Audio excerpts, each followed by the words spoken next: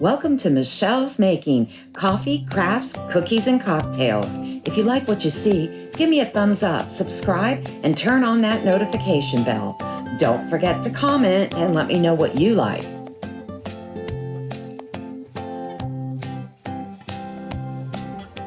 Hi folks, welcome. Thanks for joining me. Guess what today is? National Ugly Christmas Sweater Day. So even in Florida, we have our Christmas sweaters. Might be a little too warm for a sweater, but nonetheless, my flamingo is ready for the show. We're going to start off with some coffee. Today's creamer, peppermint mocha. It's delicious. And then we're making some cookies.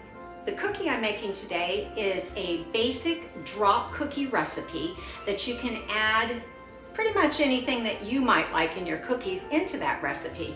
So today I'm going to add chocolate chips, butterscotch chips, chocolate chunks, and chopped pecans into mine with a little touch of cinnamon. But I'm going to include the basic recipe in the description box, and then you can go from there with adding in anything that you like in your cookies. It's a pretty good recipe for adding almost anything. But we're going to make it a great day. We're going to start out with those cookies and move on to some crafts and maybe wrap it up with a cocktail today.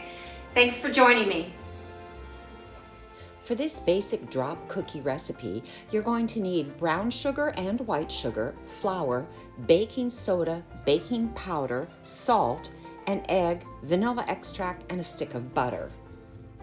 You'll also need whatever additives you'd like to add to your cookies, chocolate chips or nuts or dried fruit.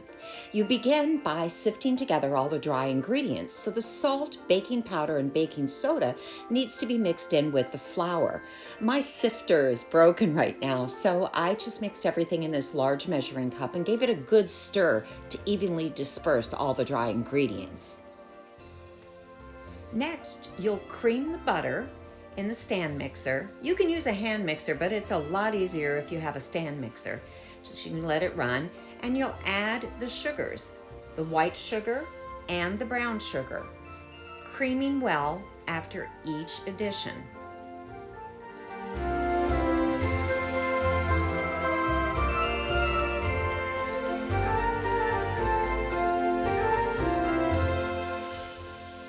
Next, you'll add the vanilla.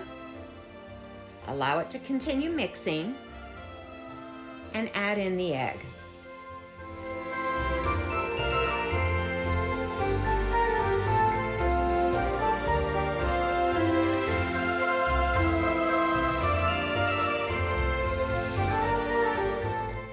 Next, you'll add in the dry ingredients a little at a time, mixing well after each addition.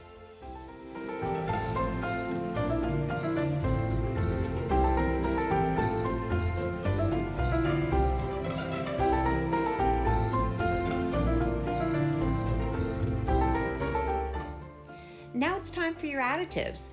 1 to 2 cups is fine for the additives, and I'm using chocolate chips, chocolate chunks, butterscotch chips, and chopped pecans.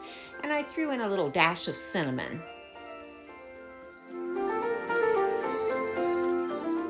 Line your cookie sheet with parchment paper, and you can use a dab of oil under the corners of the parchment paper to help it adhere to the cookie sheet.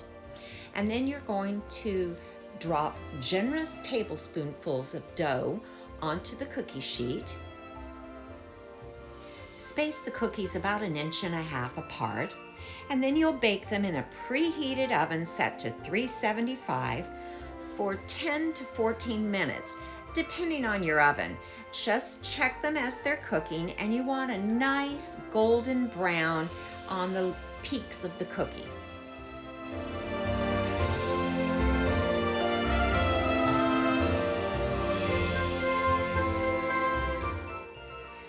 Our first project today is a red truck rebuild. For this, you're going to need 2 of the Dollar Tree red truck signs.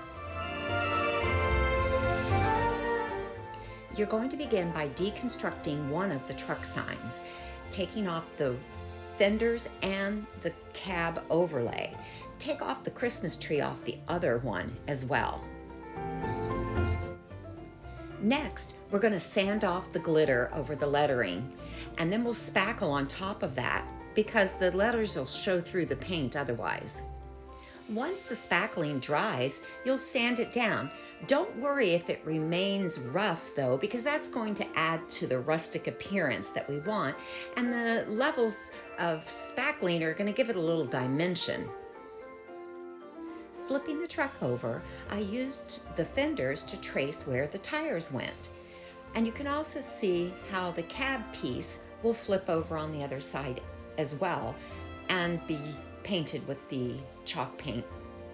Using the apple barrel black paint, I painted the wheels.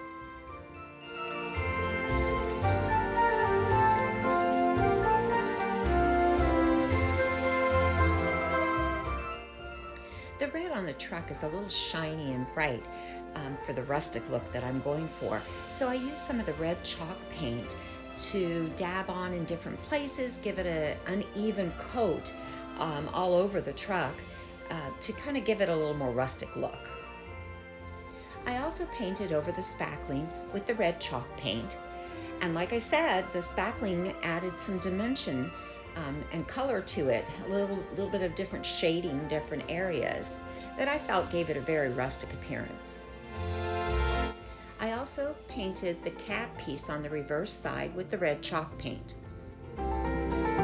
In case the wheels were visible on the inside of the truck, depending on the angle I set it, I wanted them to be painted as well. So I used the fenders to trace the wheels and painted them black. This truck is actually going to be embellished for Christmas. However, the truck itself can be left out year-round and the embellishment can be changed for each holiday or season. Next, I wanted to add a little dirty, rusty appearance to the truck. So I used the antique wax paint and a dry brush technique. You can see I've dabbed the paint off and there's not much left on the brush. I actually did this to the inside of the truck first so I could see what it looked like, and I did like it. So then I flipped it over, and then I continued this technique on the outside of both pieces.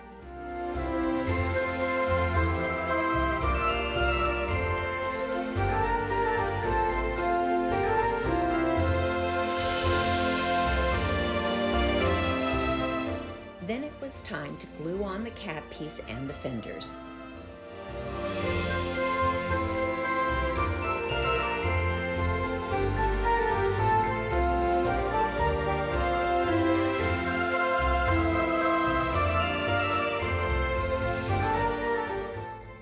Next, using a small crate from the Dollar Tree, I'll glue it between the two pieces, forming the bed of the truck. I used the large jar of apple barrel paint to weigh it down while it dries. I had a 3D wood truck kit from the Dollar General, and I thought I could use the pieces from the cab to make the cab on my truck. So I did take out the hood and the cab pieces, and they fit perfectly. All I needed to do was trim off the tabs.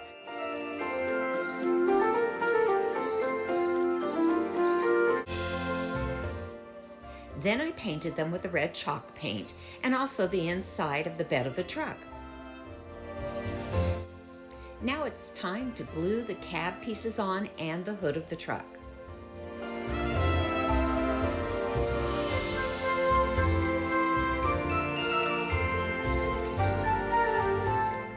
For this I used the wood glue, but because that takes a while to dry, I also used a little bit of hot glue to get it to set right away.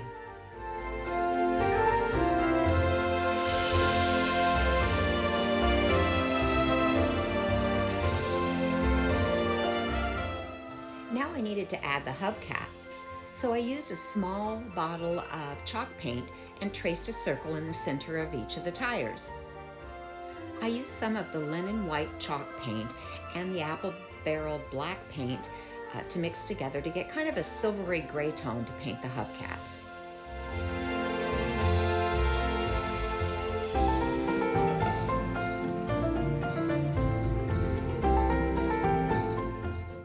Using that same paint, I drew a very thin outline of where the door and the window frame would be, and also the door handle. And then I took a paper towel and just lightly smudged it to give it a less prominent effect.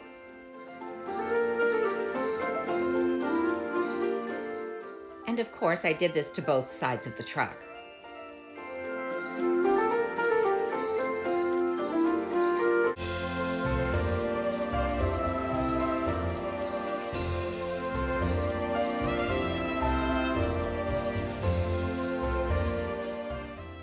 Using the antique wax and a little more of the silver gray paint, I continued to add a little dimension to the truck until I got the look that I liked. Next, I added floral foam pieces to the bed of the truck, but I didn't glue them in so that they could be removed if need be. Using some Christmas picks that I got from Walmart, I added them to the bed of the truck and then added some additional greenery that I had. Like I said, this is a Christmas embellishment, but at other times of the year, I'll be remaking this and share it with you. And there you have it, our red truck rebuild.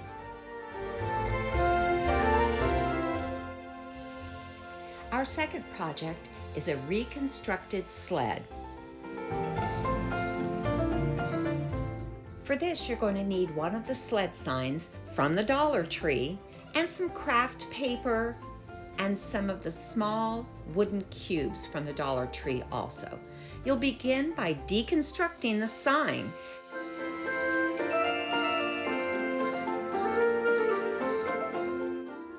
Next, you'll sand off any of the rough spots and also the glitter off the front of the sign. Next, using craft paper that I had on hand, I outlined the sleigh. Now you can get craft paper, 4 sheets for $1 at the Hobby Lobby. I had this green shiplap paper that I thought would be perfect. And then for the runners, I had a coordinating green plaid. You'll want to outline all of the pieces, and I like to do front and back, so I did 2 of everything. And then for the runners, since I was using a pattern, I had to match that up. So keep it in mind if the paper you use has a pattern that you may need a little more paper to be able to match up designs, since the runners were longer than the sheet of paper.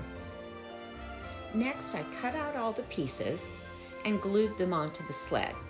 Now I used a craft glue to glue, but you could use any kind of white glue or even Mod Podge.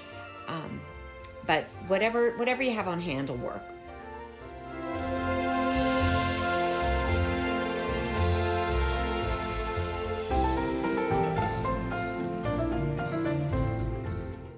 And then I flipped the sled over and did the same to the other side.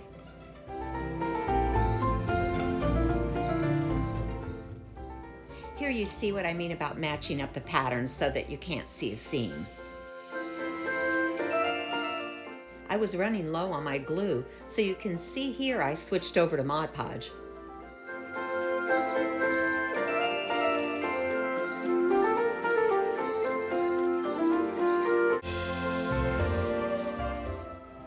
Then I took 6 of the wood craft cubes from the Dollar Tree, 4 for the body of the sled and 2 for the top piece.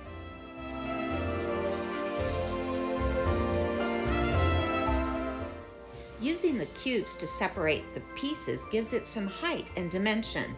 Of course, I need to paint those cubes, so using fern chalk paint and truffle chalk paint, mixing them together, I got a nice rustic brown-green color and painted the cubes.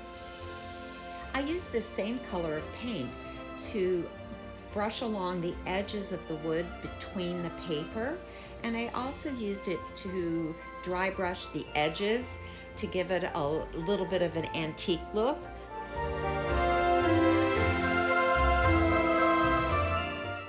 Next, after lining up the pieces, I hot glued the cubes to the back of the sled.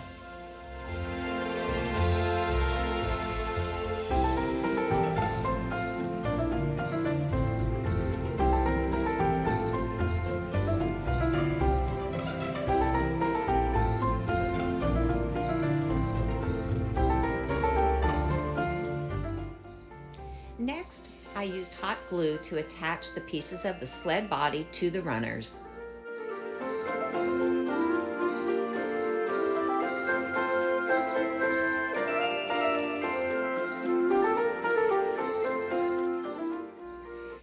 time to embellish with some wintry greenery. I have some sprigs that I'm going to use, and I like to lay everything out first just to see how it's going to look.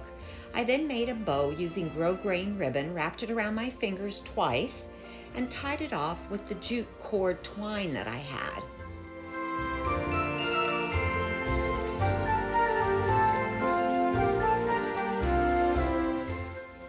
Even small bows need a fluffing, so pull out the loops and fluff up your bow.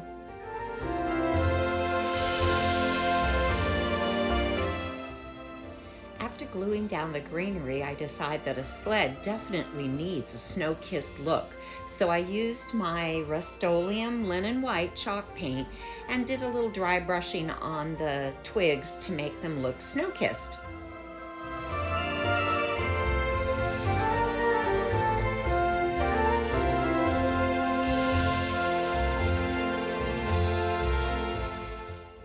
After attaching the second piece of greenery, I apply a generous amount of hot glue right in the middle to attach the bow.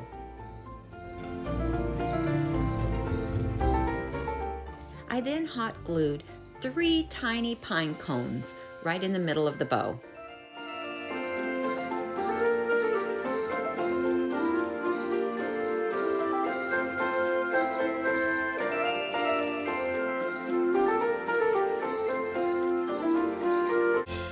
At this point, I thought I was done, and I do apologize because I later decided to add a snowflake that I made on my Cricut machine, and I forgot to film that part. But here you have the finished product, the Reconstructed Sled. Well, it's time for a cocktail, and what's better this time of the year than a Christmas Cosmo? For this, you're going to need a red berry vodka, triple sec, cranberry juice, Rose's sweetened lime juice, and some cran raisins for garnish. This drink is mixed in a shaker over crushed ice. And don't forget to have your martini glass chilling with ice water. The jigger that I use has a tall side and a short side. The tall side is 1 1/4 ounce and the short side is 3/4 ounce. But don't worry, I'll put the exact volumes in the recipe in the description box. This drink calls for 2 ounces of the berry vodka, 2 ounces of the cranberry juice, 3/4 ounce of the triple sec, 3/4 ounce of Rose's lime juice, and 3 or 4 cran raisins for garnish.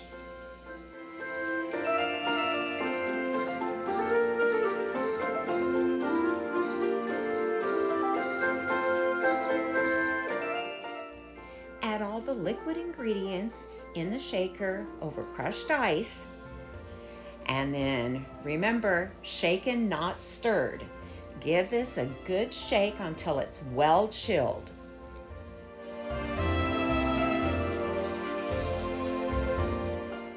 Pour into your chilled martini glass and add 3 to 4 craisins for garnish.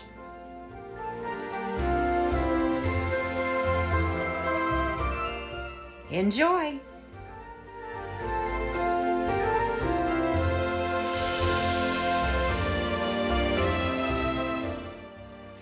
Well, folks, that's it for another week. Thank you so much for joining me. If you haven't already, please subscribe, give me a thumbs up, and share with your family and friends. It's going to be a great week ahead just before the holidays, but I'll be here next week. I hope you are too. We'll have more coffee, crafts, cookies, and cocktails. In the meanwhile, make it a great week, and don't forget to make time to stop and smell the coffee.